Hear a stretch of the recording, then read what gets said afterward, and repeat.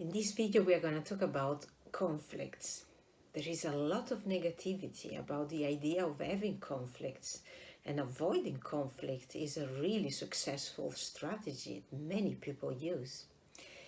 I personally see a lot of potential in conflicts and a lot of potential to grow yourself, to understand yourself better, to know yourself better, but also a great potential to deepen relationship with other people.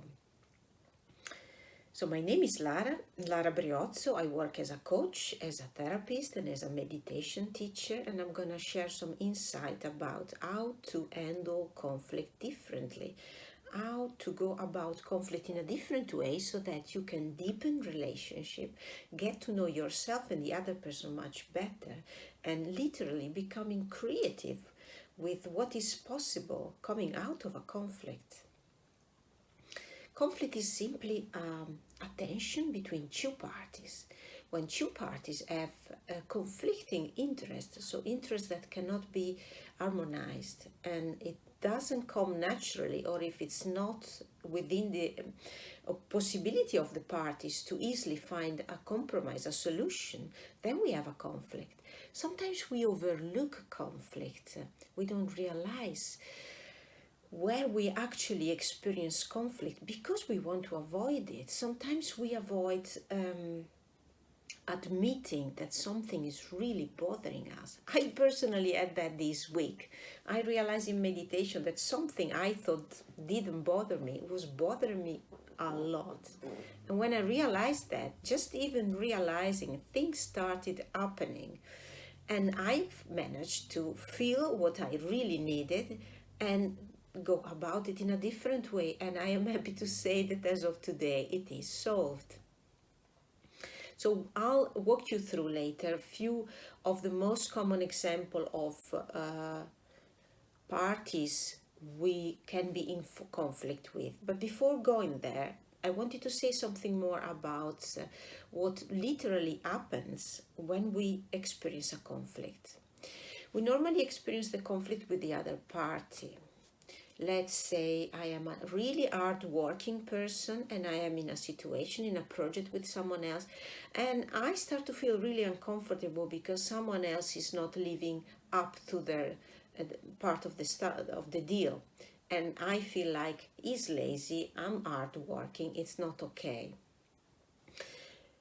You could look at that also from a different perspective, because if you look at it as a projection, you can take the conflict inside of yourself. What do I mean with that? Big words. It means that when I am triggered by something, by laziness, by aggressiveness, what it normally means on a psychological level is that there is a part in me that carries laziness, of aggressiveness, and that part has been judged by me, and by judging it has been put in the shadow. So it cannot have a space in my life, but it exists somehow, and then it gets like projected in a magical way, and I tend to attract people like that because this part of me wants to be seen. Now the magic of it is that every energy can be purified. So you can be really judgmental. You can find unacceptable for someone to be lazy. But if you clean up that puddle and you take away all the mud, you'll find out that laziness can also be the ability to relax. I personally used to not have that ability, and I remember meeting someone that taught me to spend time doing nothing, just sitting on a sofa on Sunday afternoon. It was a revelation. Since then, I have much more harmony with that side of myself, and it is out of the shadow. The same could apply with aggressiveness, if we want to use this example. If you clean up aggressiveness, you can find assertiveness that can be extremely useful in many situations. So this is to say, this is something that could come out of a conflict. a big reveal about what is playing a role inside of yourself. Which part of yourself got forgotten in the shadow, doesn't matter for which reason, and if you followed what I explained, everything that you take out of the shadow can become an asset, a talent, an ability, a skill that you can use. So that's why it's really worth it to look at conflict, to let them emerge, to look them in the face and to face them. Then we'll see there are different ways to face them, and every way has their downside and upside. So we'll look into that. I will help you see which is your most instinctual style, and give you the opportunity to maybe choose a different style. And we'll look also at power dynamics. What happens when two people have a conflict? How do you feel and measure your own power and the power of the other one? And how can you move, retreat a bit in the balance of power? Why is that important? And how do you face a conversation about a conflict? What is an healthy way to approach a conflict in a way that it can be solved with satisfaction of both sides and with a deepening of the relationship? So this is what we are gonna cover, and for each model I'm gonna try to suggest some activity that you can do to go a bit deeper in yourself and in what you can you can take one example, one conflict in your life, and work it through these models and these exercises that I will offer to go a bit deeper, to understand it better. And who knows, maybe you'll manage to solve it. So the first that we are going to do is to look at which kind of conflict we can have with which kind of parties. The most common is having a conflict with a person. When there are two different opinions, the interest collides, you experience a conflict. Another conflict is a conflict with yourself. Imagine, for instance, you have to take a decision and you struggle, you doubt. It's really difficult because there is a conflict between two parts within yourself that have different opinion about what you should be doing. You could also be in a conflict with God or with fate, because there is something inevitable, something like a natural catastrophe or something completely outside of your control that is limiting your freedom. And that can be experienced as a conflict between what you want and what you are capable of at the moment because of external forces that feels as fate. Really close to this is the conflict with nature.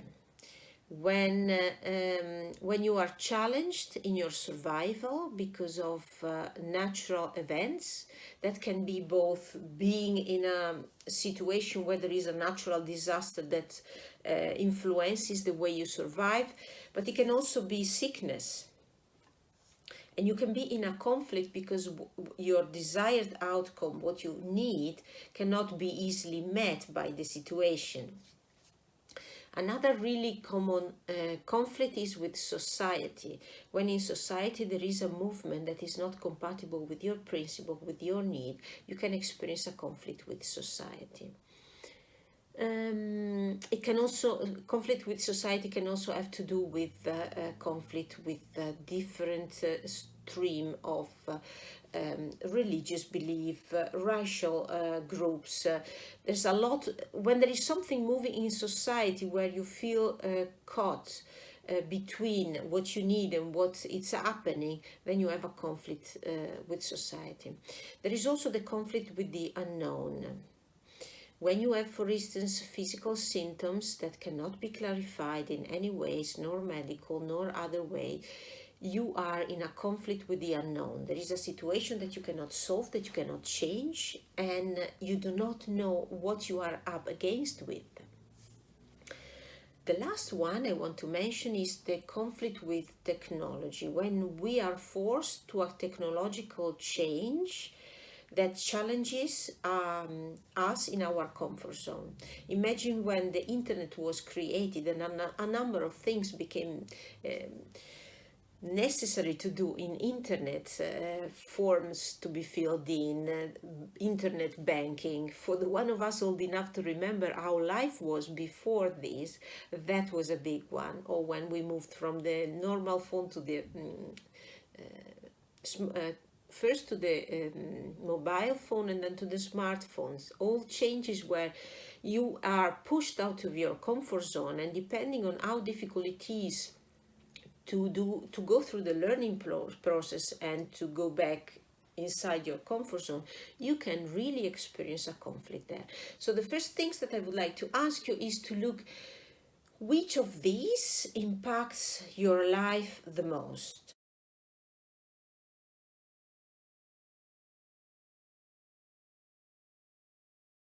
So the conflict with a person, with yourself, with God or faith, with nature, with society, with the unknown, and with technology.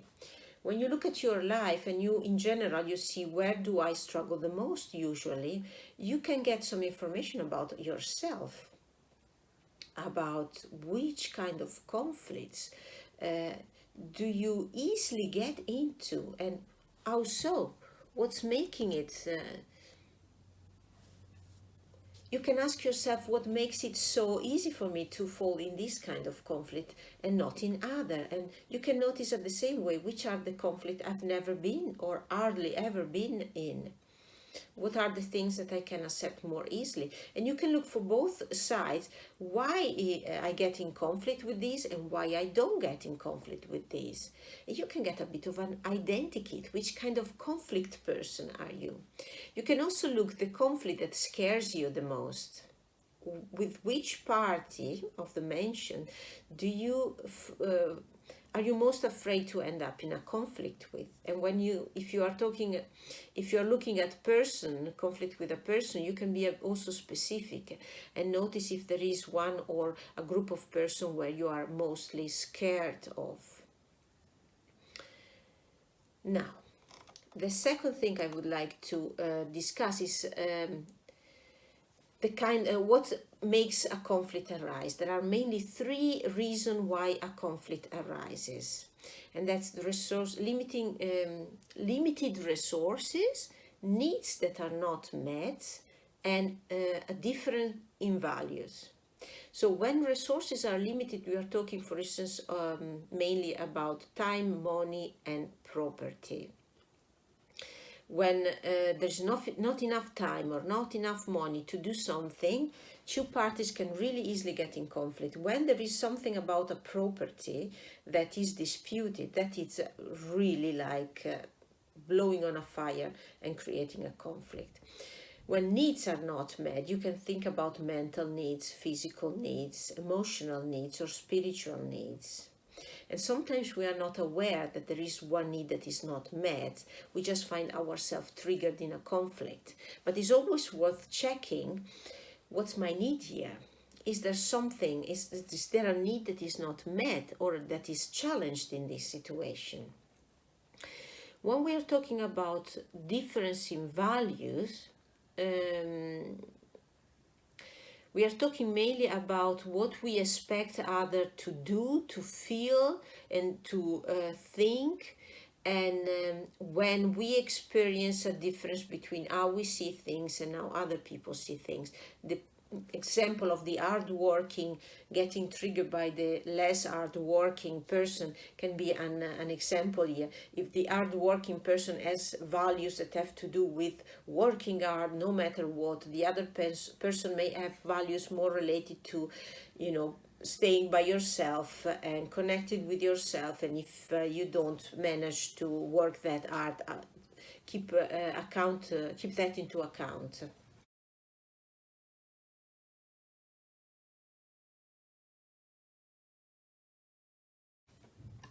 So you can notice also here which kind of conflict it's most problematic for you? Where do you suffer the most? Limiting of resources, needs that are unmet, or differences in values? You may notice that one of the three is most relevant or one of the three is less relevant. Which one, if you read them, feels as the biggest possible trigger for you? And which, maybe there is one that you say, wow, yeah, wow, I don't have a problem with that eventually. And again, you discover something about yourself, about who you are, and which kind of conflict type you are. Then the next thing I want to share is the power dynamic. If you imagine power as a line where at the center there is a green section where you are doing great. At the side of this green section there is a yellow section where you are okay. And these together is the acceptable behavior. At the extremity, you have on one side the too strong and on the one side the too weak. Everybody has something like that. So when you are too strong, you do speak up and you can be rejected. When you are in the too weak side, you do not speak up and you get unnoticed.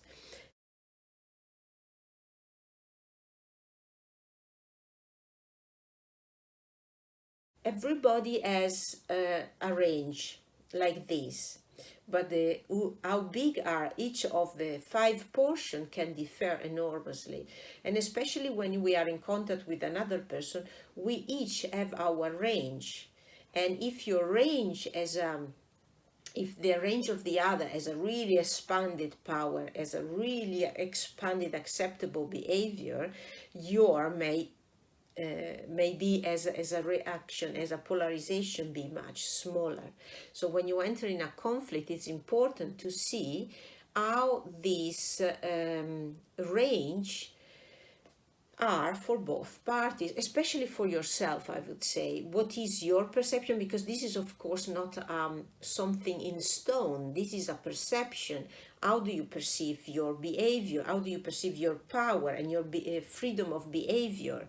And how do you perceive the other person? Do you give the other person a bigger power than the one you give yourself? Why is that? Because it's your manager?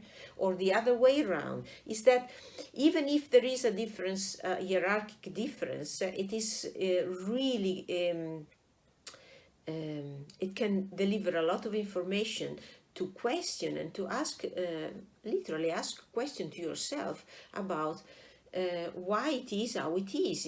It's that a conscious choice, or are you reacting to something you learned when you were younger? So you can measure, literally put it down and visually, proportionally draw what is your acceptable behavior space, and how big is the doing great, how big is the okay, and where do you experience the too much, speaking up and possibly taking the risk of being rejected, and where do you experience not speaking up and risking to go unnoticed. What are the factors influencing the way you are now, the way you manage your power now? How powerful do you feel? How powerful do you think other people sees you? What are the factors influencing it? Being in a new position, personality, your personality and your perception of the personality of other, being more extrovert or introvert. Your emotional involvement in the situation. Maybe there is a difference in the power dynamic within your family, your private environment, and your work environment. And what you can look is, are you happy about how things are, or do you feel you need to expand your power? Even though, let's say you do not feel you need to expand your power, you may still want to look into how do you develop the freedom to expand when necessary your range of power so that you can act accordingly to the situation and not accordingly to a inflexible scheme you have that is maybe dictated from past experiences and from beliefs you have that may not apply to all the situation in your life. One way, well, 5 ways that you can use to expand your power, because somehow there is always space to be a bit more powerful. And by powerful, I really mean the power you have of managing yourself, feeling empowered and feeling strong and feeling able to do in your life what you want to do, to realize the things that you want to do. If you look at power like that, I know really few people, I don't think I know anybody, known or famous people that have too much power. If you talk about power over yourself, knowing yourself and knowing to handle yourself so that you can achieve your objective. So I want to share these 5 ways you can use to expand your range of power. One way is to become the one that helps other with compliments, with advocating for other, being the one in the position of helping. When you help other, you are in a position of power. You put yourself in a position of power when you enter that place where you decide to help someone else, to pay a compliment, to defend them, to help them anyway, depending on your situation. Another way is in the contact with the other person to really make the effort looking things from the perspective of the other person and make that known to the other person, make the other aware that you see where they are coming from. That also requires power. When you are disempowered, you have to stay in your own perspective because it's extremely dangerous to get out of that. Because you feel disempowered, you feel that if you don't hold the forts, no one else is.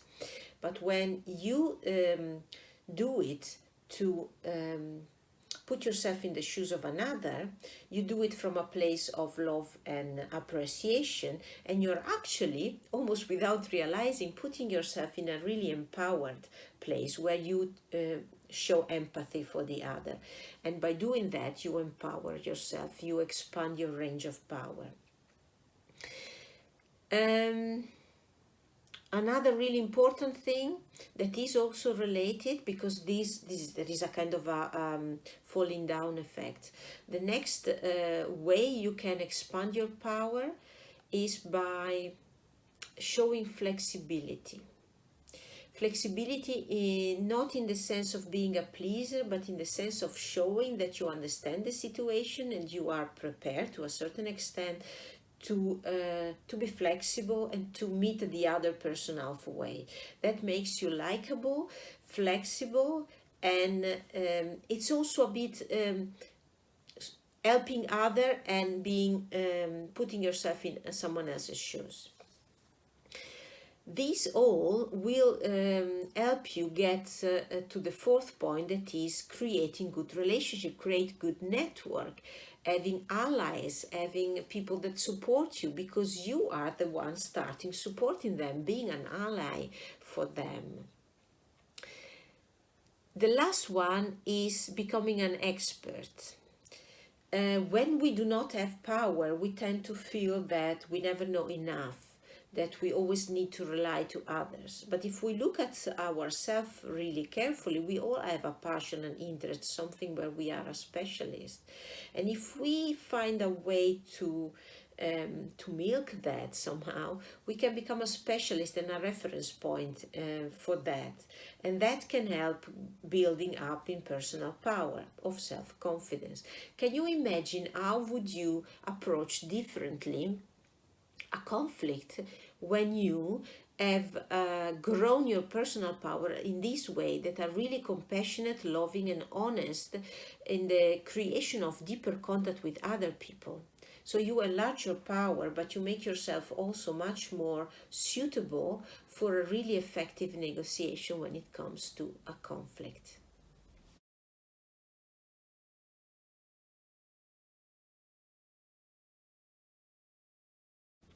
This theory, by the way, is inspired by Adam Galinsky, that has also a TED Talk about this.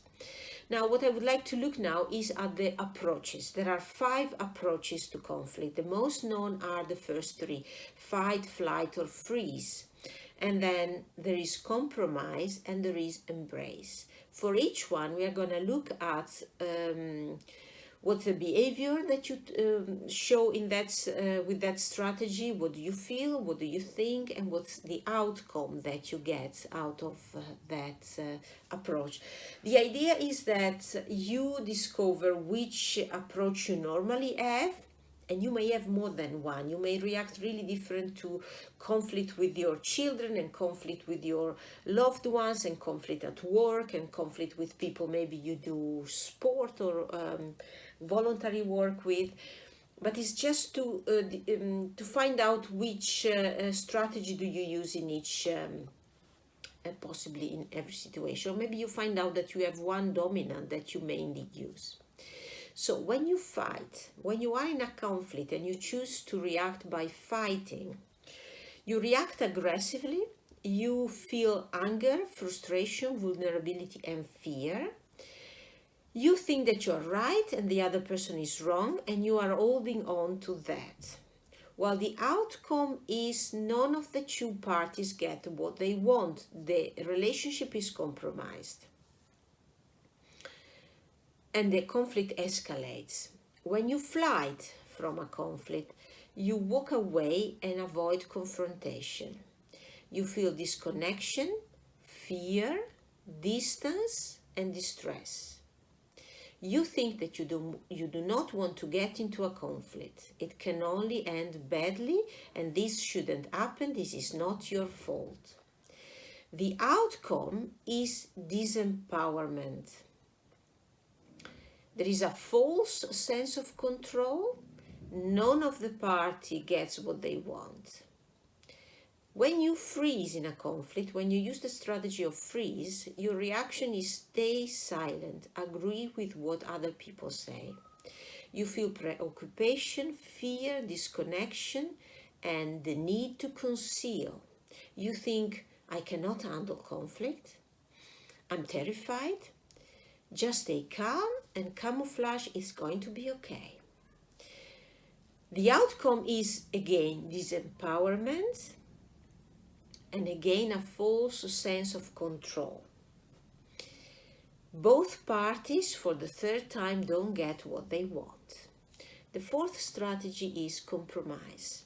When you compromise, you find a compromise and peace is ensured.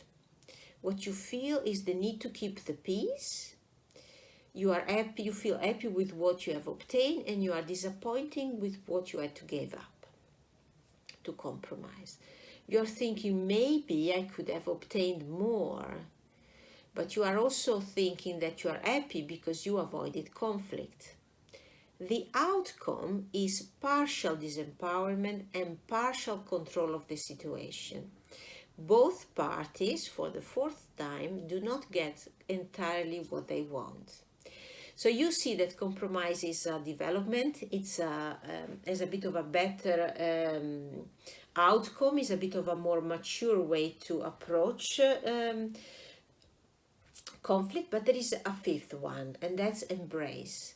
And when you embrace a conflict, you ask curious and compassionate questions, and you listen actively to what it said to understand the other party, what they are worried about, what they need.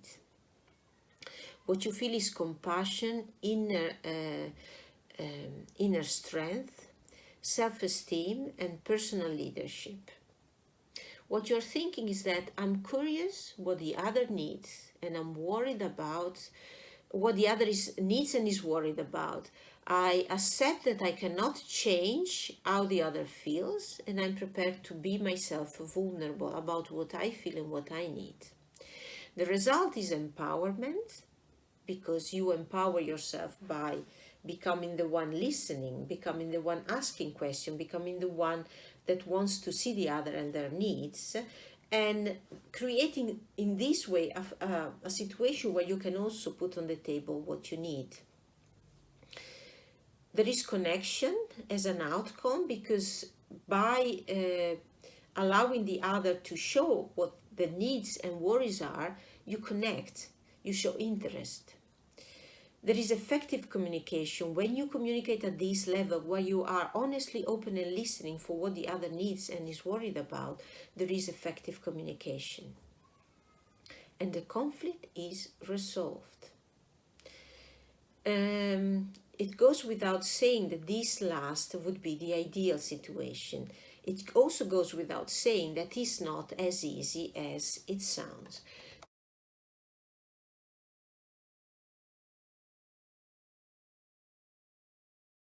There are few things, few strategies, if you want, that can be used to help move in that direction. The first one is notice how you describe the conflict. When you describe the conflict, you are telling somehow a story. So notice how you are telling the story, where you put the blame, what do you hide, and how do you hide yourself, your need, your worries, your feelings behind the story you are telling. So it's a kind of a first reality check with yourself.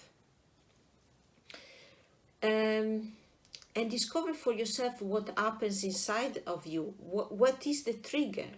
What's actually happening for you? What is your pain? What is the pain that is triggered in that conflict? And find out, what do you need? The conflict I was talking about, I talked about at the beginning of this video about a conflict that I realized I felt this week. It was such a relief to find out what was the hurt, what made me, what triggered me, and from there to go to what I needed. What I needed in terms of practical things, but also in terms of energetical things, emotional things, to get closure. And that's not necessarily what you need from the other, but what do you need for yourself to realize? What do you need to say? What do you need to do to feel that that's taken care of? And depends, of course, on the complexity of the conflict. The conflict I mentioned was a really simple one. Going further, recognize what the conflict is really about. So recognizing the emotion that are touched in you. Recognize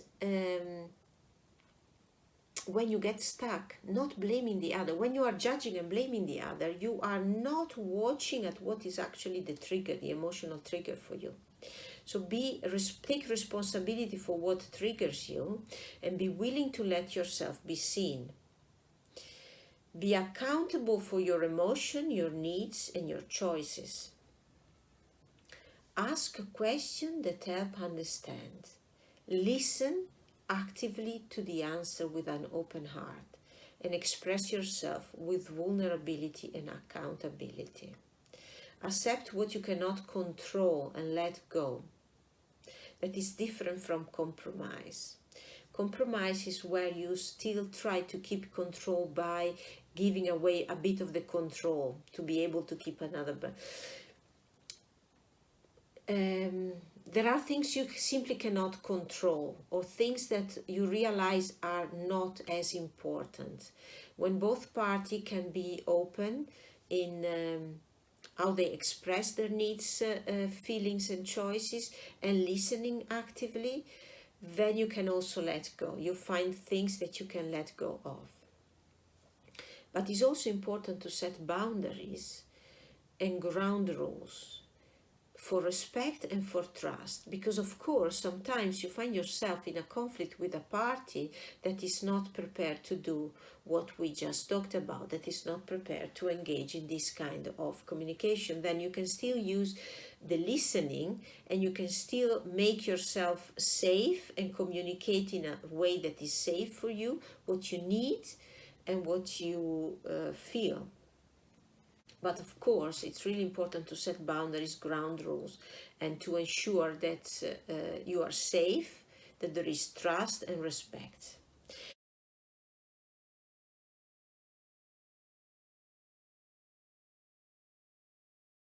Now, this is a bit what I wanted to share with you about conflict. There's a lot to reflect about, a lot that you can experiment, try on yourself with different kind of conflict. But I hope that out of this you can look at conflict in a different way and not get afraid of facing them, at least admitting with yourself that you struggle with a situation. It doesn't mean sitting at the table with someone every time you want to acknowledge that there is a conflict. As you said, as you have seen, there are conflicts with nature, with technology, with fate that you cannot really sit on at the table with. But going inside and finding out what it's triggered, what's the need, why you get triggered for that specific things can teach you a lot about yourself and make you so much stronger and so much resilient, and can help you really go through life without the fear of conflict, but embracing conflict to grow. The reason why I think this is really important is that by avoiding conflict, sometimes we avoid also to take opportunities. We avoid to deepen relationship, and we leave situation instead of facing situation, and we lose opportunities. We lose opportunities also to be happy, to grow, to have a more meaningful relationship. And that's why I think this is really important. And the last thing I want to say is that this applies both to work situation, but you can apply this also to friendship, romantic relationship, the relationship with your children, with your family, friends in general. This is really something you can, is really universal and human.